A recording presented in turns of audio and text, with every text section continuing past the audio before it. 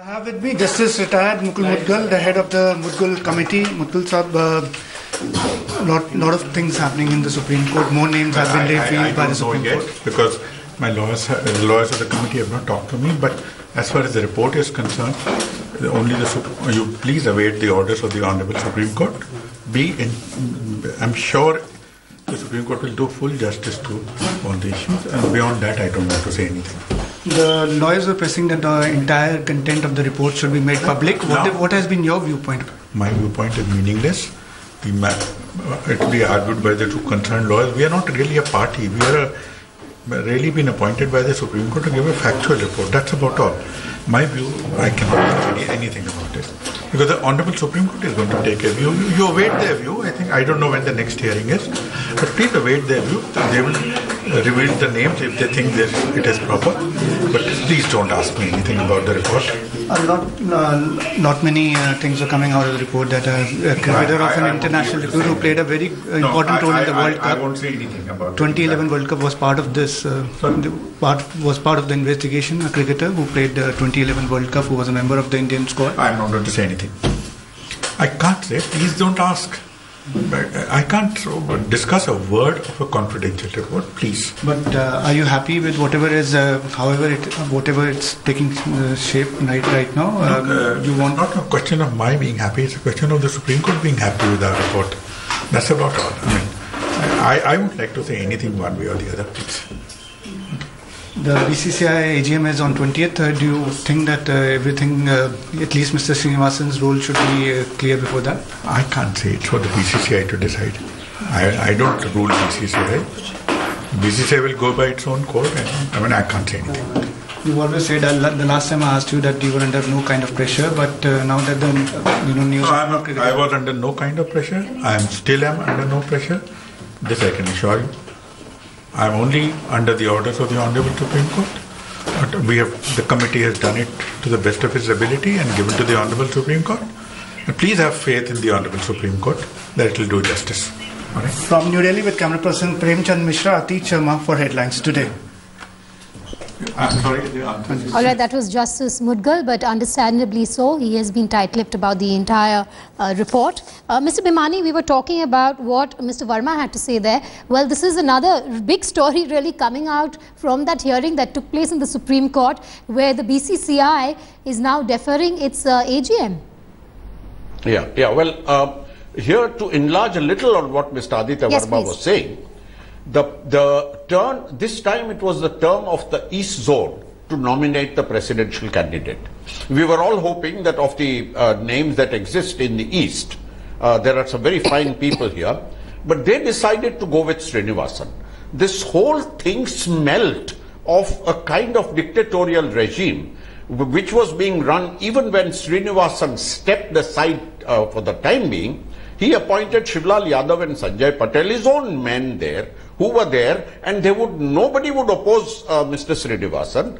And the sad thing, what Mr. Aditya Verma pointed out, and which all of us agree with, is that why did the East, which has been such a good home of cricket, that Eden Gardens, one of the great gardens, one of the great cricket venues, the experience that there is in the East and so on, and the fear always was among those of us who perhaps knew a little bit about cricket, that the fear of Mr. Sharad Pawar coming in and Shashank Manohar coming in, they were all ganging up against them and saying, we'll make sure they don't come up and we'll support Srinivasan.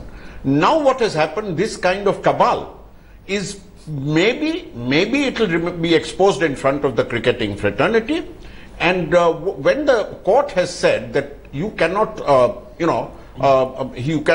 stand in, told Mr. Srinivasan that he can't stand, that I think still stands. It can be clarified by the legal people, but it still stands. Which means 24th hearing, until that he can't stand. Which means we assume that it is being postponed to accommodate Mr. Srinivasan after hopefully he has been cleared. And this doesn't look at all good for cricket. Right. Kunal, also the non-players are going to be dealt with first. That's what I've figured out from whatever has been said even by the petitioner. But we're talking about 4 big names really coming out, and they're going to be perhaps attending the next hearing in the Supreme Court. What does this really mean for IPL?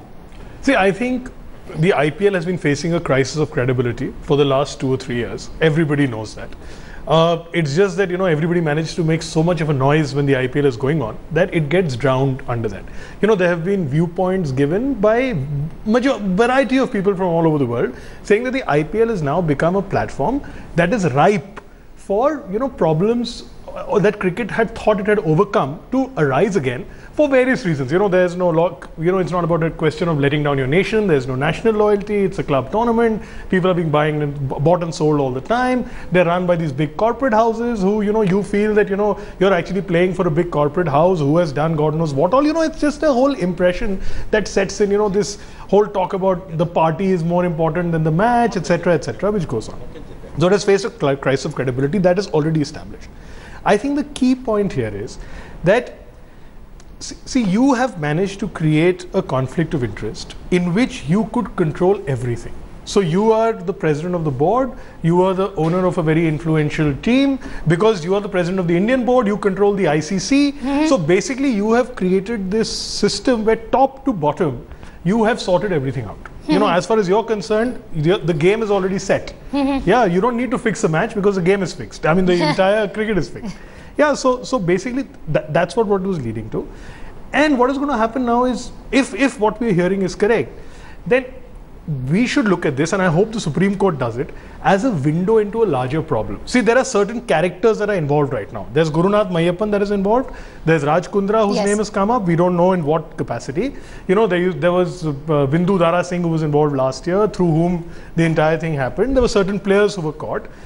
But see, what the BCCI has done over the years is, every time a problem like this has happened, it has done an internal probe, caught the 4 people involved and punished them and said, now everything is fine. I think what should happen this time is that they should say that these are the characters involved where the problem is bigger. Yes. And the issues of, whether cricket should come under RTI. What is the BCCI representing? Is it a society? What does Indian cricket mean? So clearly the rot is much deeper than just the IPL. It's much deeper even in this case. See, the Mudgal committee report is probing a particular incident. And in the basis of probing that incident, they can give larger comments about Indian cricket. Yes. But I think what is needed is the entire system to be changed, because every 10-15 years, we cannot go through this thing where one probe committee comes and bans 5 people, and then everybody says that okay, now these were the bad guys, we've banned them, it's over. I'm going to come back to you, Kunal. I have Rasesh also joining me live from Mumbai. Rasesh, it seems that the BCCI today has scripted its own headline by going to court and saying that we are going to be deferring the AGM. Yes, I mean, they did not have an option, did they? There was every possible opportunity that the BCCI used to ensure that Srinivasan gets re-elected, even while the proceedings, the investigations were going on. There were affidavits filed with the BCCI about the fact that if Srinivasan is not guilty, that he be allowed to continue. It almost was a no-choice situation here for the BCCI, with the Supreme Court telling the board that in the current situation where these where there are question marks over players, where there are administrators who are named in the report, Justice Mudgal carrying out extensive investigations, in current situation, the elections cannot be held, effectively telling that Mr. Srinivasan at this stage is not in a position to contest. So the board then deciding to postpone the AGM, and like I said, that option of holding the AGM in time taken away from the board by the court. Kunal, would you say that they had no option, the BCCI, because this was their one shot at regaining credibility? But clearly, like you said, it's a monopoly really within the BCCI, but this could have been that one opportunity. See, it depends how quickly people who Srinivasan has promoted, created, given favors to, are going to, cut their ties with him. It's just a question of that. So what's interesting, Kunal, is that the bigger headline right now seems to be BCCI and how they've postponed this election rather than the AGM meet than the story itself of the IPL hearing. See, the BCCI is a cozy club of 29 people, right? They are the voting members of the BCCI. As long as you're one of those members, the BCCI tends to always protect you. Within this, obviously, camps are created. Some people are for somebody, some people are against somebody. These camps keep changing. But, when you're the president of the BCCI, which is so far being run in a way where nobody from outside has been able to say anything to it, it takes time before something like this unravels. Yeah, and see, even now, we really don't know what the report says. Yes. We know that there are certain names over there, and the BCCI is also hedging its bets right now. The Yes. BCCI members, they're saying, what if his name is there, but he's not guilty? Especially what was interesting, Kunal, is the fact that even the BCCI came out in court and said that we do not want the names to be revealed. Yeah. That's another point, because that goes on to even prove that this whole AGM postponement is in a way directly linked to what's happening in the hearing. The very fact that a probe has to be ordered by Yes. the Supreme Court of Yes. India shows that the BCCI doesn't want to do anything. See, the BCCI every time it says is, we are going to conduct a probe. How can you conduct a probe into yourself? Yes. How can a probe be conducted where the person who's conducting the probe is going to come and report to you and tell you that, sir, I'm sorry, but you are corrupt? Rasesh, Or not, it doesn't work like Rasesh, that. if you're still with us, the other big question is, how is the BCCI going to be functioning over the next few months, really, because the office bearers have to all vacate their posts, because this AGM is also being deferred?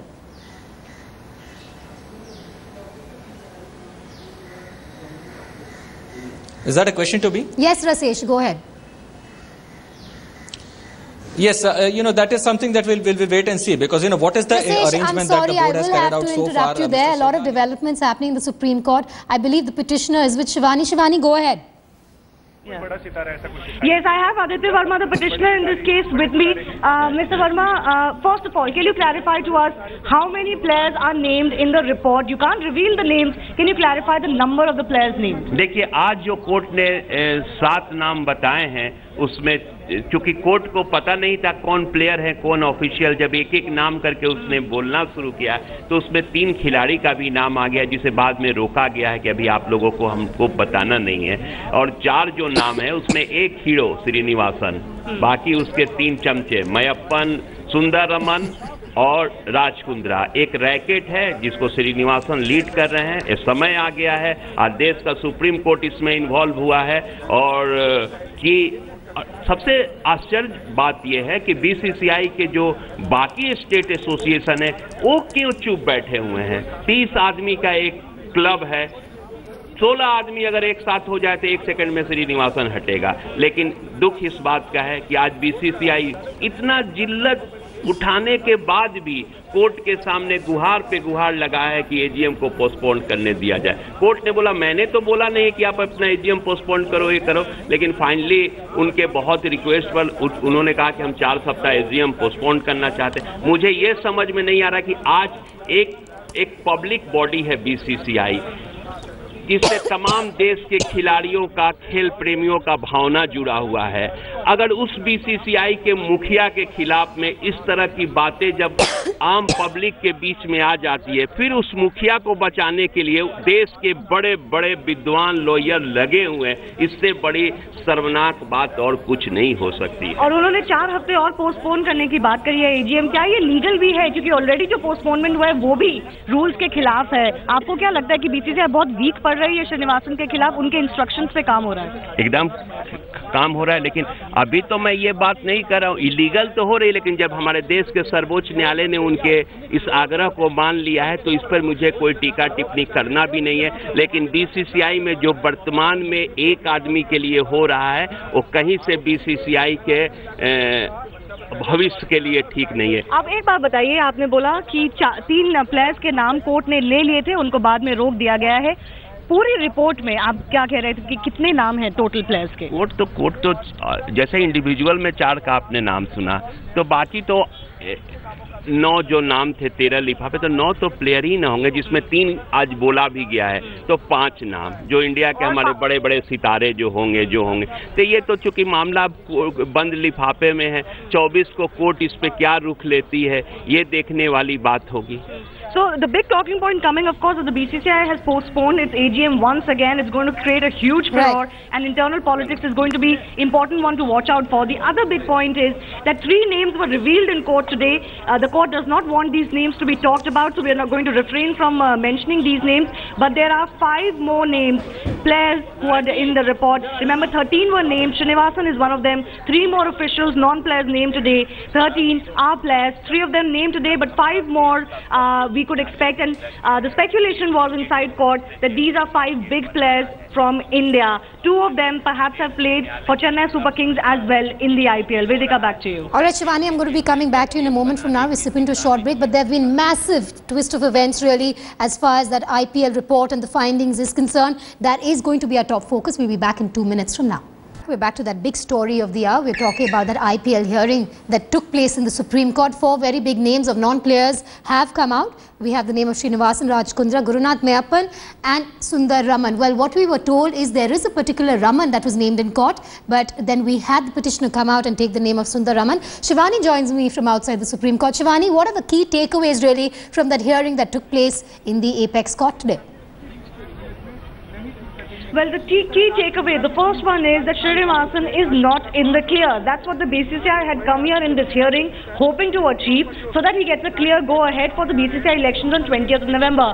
That did not work. Srinivasan, his son-in-law and team principal of his team in the IPL, Gurunath, Meiyappan, Kundra, the other suspect who was nearly, who was almost found by the report to be betting and accepted off betting, he's named, and also a certain Raman, when we first heard by the petitioner coming out and clarifying that is indeed the COO of the IPL, Sundar Raman. So these 4 names, perhaps not very surprising that these are the 4 names of the non-players that we're hearing from the report.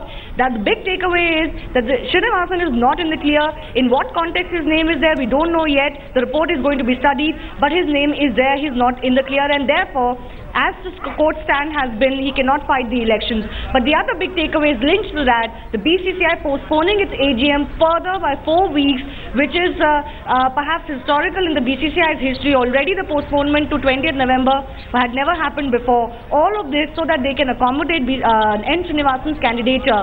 This is going to create a huge furore. We'll have to wait and see if BCCI's internal politics remains the same, if Srinivasan continues to have the support that he has claimed he has, or whether the others who are, you can call some of them Srinivasan baiters, or the others perhaps mildly and behind the scenes opposed to Srinivasan, will they come out in the open, especially with murmurs that Sharad Pawar is likely to contest these elections? Will the group formulate and solidify its position against N. Srinivasan? 2 major points from this.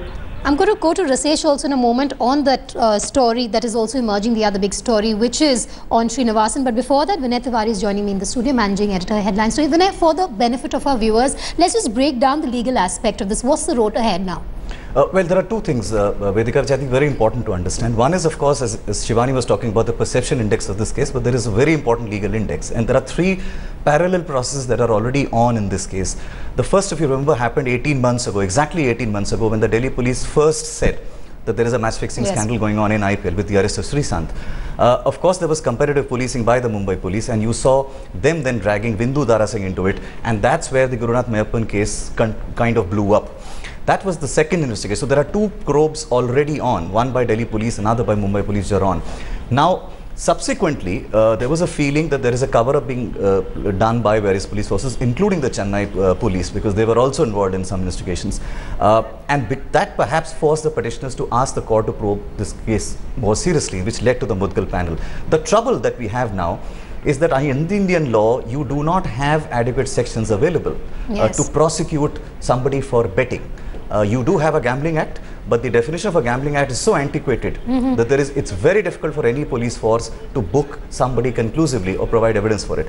You also have section 420, the cheating.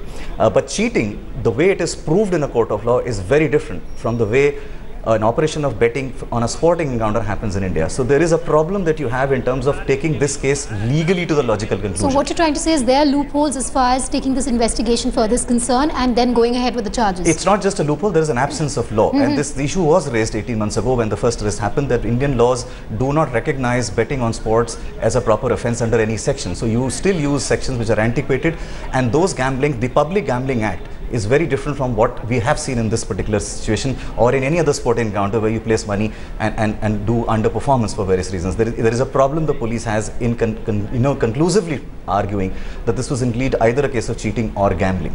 Kunal, how do you see this going forward now? From what Vinay has said, we've spoken about the legal aspect. I think we are caught in a very strange conundrum. Players, officials who are involved in cricket and who are cheating cricket in a way by indulging in match fixing can be punished by the Indian Cricket Board. Right? Yes. Now here the investigation is happening against the entire Indian Cricket Board, starting from the top with its president. Absolutely. Now the question, as Vinay says, arises that who is being cheated? If somebody is doing match fixing, who is he cheating? Is he cheating the public? Is he cheating his owners? Is he cheating the Indian Cricket Board? Whatever. See, even last time, in 2000, what happened in the end was that after the CBI submitted a report, the BCCI asked one gentleman, Mr. K. Madhavan, he said, you please come in. You are a one-man investigative panel. You do the investigation and you give us a report.